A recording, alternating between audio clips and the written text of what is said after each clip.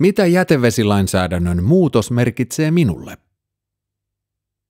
Uusi jätevesilaki tuli voimaan vuonna 2017 ja se koskettaa lukuisia asukkaita ja mökkiläisiä ympäri Suomea.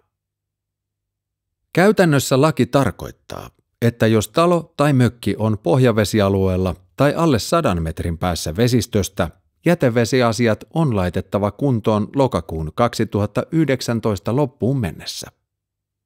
Jos rakennuksessa on vain kantovesi ja huussi, josta ei aiheudu ympäristölle vaaraa, ei jätevesijärjestelmän kanssa tarvitse säätää. Muissa kiinteistöissä jätevesiremontti pitää tehdä vasta isomman remontin yhteydessä. Esimerkiksi jos rakennetaan vesivessa. Vapautuksen voi edelleen saada iän perusteella tai sosiaalisista syistä.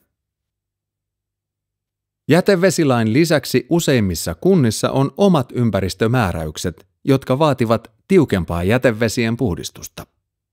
Ranta- ja pohjavesialueilla tämä edellyttää usein WC-vesien ohjaamista umpisäiliöön tai toisenlaista käymäläratkaisua. Harmaat vedet voidaan käsitellä paikallisesti, esimerkiksi Vestellin biopuhdistajalla. Me Vestellillä olemme erikoistuneet harmaan jäteveden käsittelyyn, ja siihen meillä on huipputuotteet. Ennen jätevesiremontin aloitusta tarvitset jätevesisuunnitelman kuntaan toimitettavaksi. Tunnemme paikalliset jätevesisuunnittelijat koko Suomessa ja osaamme halutessasi suositella asiantuntijaa avuksesi. Tuotteitamme voi ostaa jälleenmyyjien kautta.